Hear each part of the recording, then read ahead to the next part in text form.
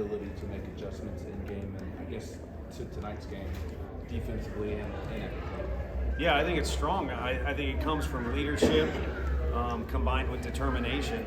And if you got to have a group powwow about it, or as coaches, you try and influence that in the middle of the game, there's a really good chance it's too late. So it's got to come from guys like, I know we're visiting with Ensley and of course Simo and Burke.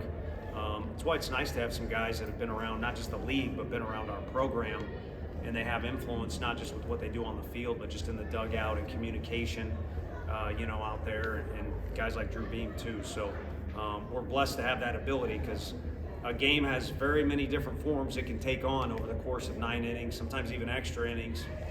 So you do kind of have to flow freely with it a little bit. You had a moment with Burke when he had the grand slam, just that emotion that the two of you had, and then the payoff for Burke as he's rounding the bases. Yeah, just me being an idiot, which hope by now everybody should be used to, so hopefully no scrutiny there. Coach E talked to him, I also talked to him, so as a coach you're trying to help as much as you can and almost kind of will it to happen, but the player's got to do it. And he's done it in some big moments before, and that was a really big moment and a massive exclamation point that he did it with. How significant was that defensive play once it made out the gap in the second inning, kind of limited damage? I kept saying it. I mean, in that inning, to get away with 3 was huge. It already kind of was a sucker punch, or they earned what they got. We didn't play very good baseball that inning, and we kind of had a hangover in the dugout for a couple innings. Now Gainey's going really good on the mound, but it could have been even more detrimental if the numbers are a little different on the scoreboard. Plus, you got to score more runs than the other team. So it's good you notice that, because it was a massive play, just like Simo's was going to his right. But that inning, each inning kind of, takes on its own identity as well. And, that one wasn't going well, but you need to figure out how to have a good, bad day, is what a wise man once said. And, if you're having a bad inning, you need to find a way to have a good, bad inning. And I think Drew is as set to do that, or is set up as good as anyone to do that. But he needed some help from Ensley, and Ensley did it in a big way. Yeah, I'm sure y'all would rather, Beam would rather have something go a little smoother, but his ability to just sort of manage things. I mean, how just, I know you said it a lot, but just how important is what he's able to do. Yeah, it's huge, and it's the characteristics of the really good ones. Your Redmond Walsh, it went smooth for him at times, and it's gone smooth for Drew, but what stands out more is when it doesn't, because that kind of carries a little more weight and has a little more value when the ship's real rocky, that a guy can keep it centered. And he's done that time and time again, and wins and losses for us. And this is a complete weekend that we're trying to play, and I know things will change a little bit after tomorrow, but for the most part, you're trying to play a complete game and at times a complete weekend or tournament, and it's important to have a guy like that, regardless of what the results are. How hard is it to win 9, 10 SEC series in a season? Not as hard as it is to win when you make 4 errors and the other team doesn't make any. I can tell you that. So regardless of how you do it, you want to win each series. You want to get to 2 wins before the other team does, and you'll take it any way you can. And early in the year, it kind of seemed like there was pretty consistent themes to our games, and then about halfway through SEC play, it got real erratic, at least the way we talk as coaches up there, where the games have been different and we found different ways to win, and that's very important to have that Rolodex be as lengthy or as thick as possible, for different ways that you can win.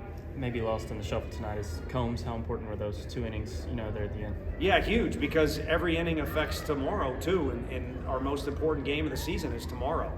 And because he was efficient, we'll talk about it, but he probably makes himself available, but also kind of holds and saves the rest of the bullpen, and kind of keeps things, where they need to be in that game. And certainly anytime you can finish off the game, it's huge as well. So he did a great job of playing catch, but honestly, we kind of pumped up Beam, and you brought up Combs.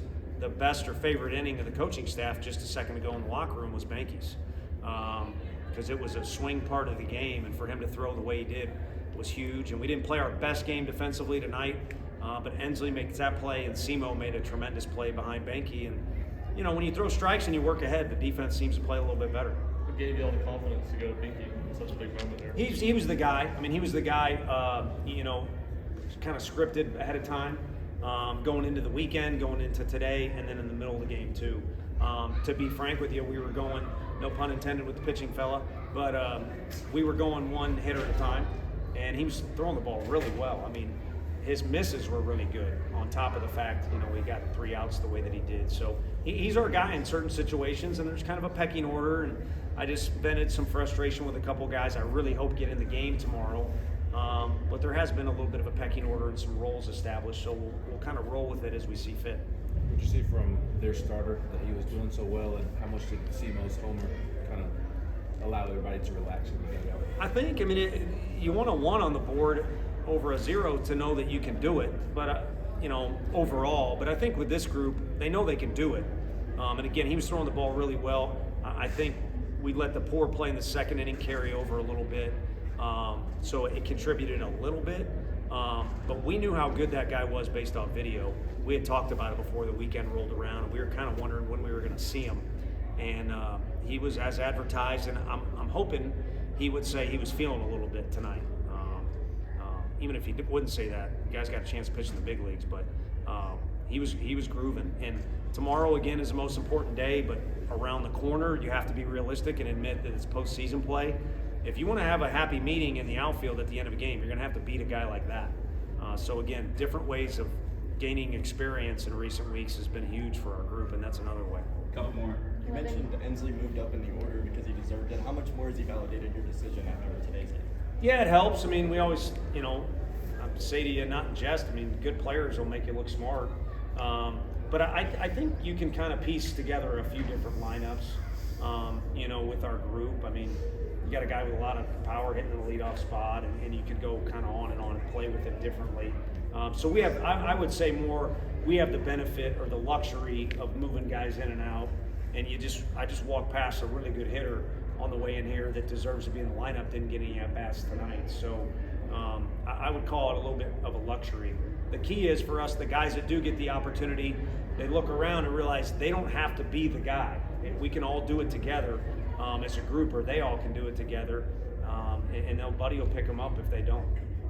11 grand slams on the season, breaking a single season record in SEC play. I know you don't care too much about the numbers, but what does that say about this team? Yeah, no, I'll take that number for now. Once tomorrow the sun comes up, it doesn't matter anymore, unless something else happens with that number. But I think it's a reflection of this is a group that doesn't let the moment get too big at times. I could list off a few guys that pop into my head, but I'd probably leave somebody out.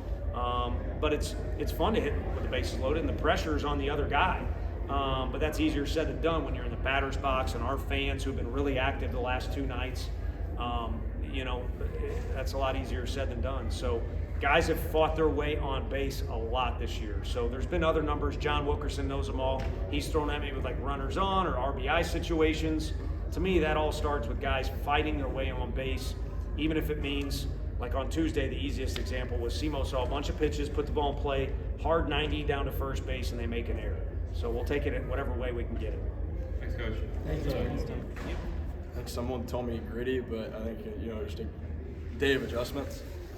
Early on, I throw a lot of pitches, got behind the counts, and then kind of made that adjustment about halfway through the outing and started getting ahead in the count, throwing first pitch strikes, and that helped me get ahead and lower my pitch count throughout the innings. Ryan asked Tony about this, that play that Hunter made in center field. How significant was that throughout the game? He's made them all year long. He's an amazing outfielder, so it's just it's a really good confidence booster knowing you got guys out there that are going to give their all for each ball. But yeah, it was a turning point. That could have, if that ball gets down, they score a couple more runs that inning. It could be, change the rest of the game. So it was a really nice play that he made. After Dean's throwing error that next inning, I think the whole infield kind of came together without Frank. Just who kind of initiated that and what was said there? Cal initiated. He just kind of told us that we're drifting a little way. All of us were. So just bring it back together, and that we're a good ball club and we can finish things out. So he just kind of got us back in that right mindset. Cal was kind of the quarterback of that room at that point. He got everybody going, got everybody on the same path, and got us going the right direction. How would you describe Cal's energy behind the plate? He's got that, not many guys I've thrown to, honestly, have had that kind of, control over the team, over, people's attitudes. Evan Russell kind of had that my freshman year, and he embodies that a lot, where he can control the game from back there. He's not throwing the pitches or making plays out in the field. He really can keep us locked in and get the team rolling. Coach has talked about your ability to bounce back out of jams is something you can't teach. How have you seen that develop throughout your time here? Yeah, I mean, my goal every time to go out there is, throw a quality start and make sure I leave the game with my team winning in the lead. So just going out there, the first, that second inning they scored 3, but my goal was just to keep pitching until, the offense came alive, and they did there. I think that was the 6th inning. So, I know that they're always going to have my backs. Simo made an error, and he came up to me and said, "I got your back," and he obviously did. He said that a couple times this year, where he's like, "We got you. Like, we're gonna, just keep pitching, keep doing your thing, and we're gonna come on fire," and they indeed did. So just knowing that confidence and knowing guys are gonna come in and just keep having your back throughout the game is it helps you just have fun and be loose up there. How do you check back in those situations mentally where maybe things aren't going your way? Are those errors? How do you check back in to clean it up? Yeah, baseball's a crazy game. You can make a really, really good pitch and something bad happen. They sneak a hit through the infield, or threw a really good changeup and guy just dinked it up the middle. Things happen, so you just kind of remember that and remember that it can go the other way. They barreled some balls up and we caught them. So it's just a game of mistakes, and you kind of just see who can make the more less of them, honestly. So just getting up there and just keep throwing it and keep doing your thing is really the best thing I can do. Why was this team able to win 9 of 10 SEC series and 9 straight at that? Resilience. We found a lot of different ways to win. I think we just never got down. I feel like everyone kind of had that confidence that they would eventually come alive at the plate, and pitching would shut them down. We won games in a lot of different ways, whether that be run rule, 1-run games, winning them like we did tonight by a couple runs. I mean, we're behind, and I feel like we won a lot of different games in a lot of different ways, and that'll be important as we go on in the postseason. What's different about this team going to Hoover compared to the team that lost at Alabama? I think we're a lot. We were a unit coming into the season as a team, but I think the camaraderie has really picked up, and everyone's gotten a lot closer. It's a lot more us and we, not for me, kind of mentality. So everyone's picking up their weight and just knowing that everybody's got their back. How much juice does the offense give you and the pitching staff in these games? I always see that, like in the 6th inning, they come alive, and then Banky and Combs come in after me and just shut the door. So when they give us that little spark, it's we know it's our job. The bullpen knows that it's their job to just come in and shut the door and take care of things. So just going out there and knowing that they're going to have your back every day is pretty easy. Not only his diving catch, but the home run also gave him the run support for you to get the win. How much more can you appreciate his efforts today? I mean, I kind of called the home run. I knew it was coming. Dude had missed a couple heaters up, or thrown a couple heaters up, and that's his kind of sweet spot. And so we were sitting in the dugout. I'd already been pulled out of the game, so I was sitting there just being a fan at that point. And you just kind of feel the times when Ensley's going to come alive, and that's going to be his time, and that was one of them. So it was pretty cool to see. 1 or 2 more. No more. Cool. We've been on a little bit of a rhythm, a little bit of terror last few weeks. Just what's the key to that? Just relaxing in the box, showing up to the field with the same mindset, trusting the work. I know, in the locker room we kind of push towards, relying on the work we put in. But yeah, I mean, just getting in a little groove obviously helps the confidence, and feel pretty comfortable up there. Your homer put Drew Beam in line for the win. What was it like to have his back when he has Joe's back quite often? Yeah, I mean, I don't think we've had a lot of run support from him over the last few weeks anyway, so glad he was able to get the win tonight. He's worked his tail off all year, and offensively we haven't really got it done for him, so glad we were able to do that for him. How vintage was that Blake Burke Grand Slam? I don't know, I thought it was cooler than mine for sure.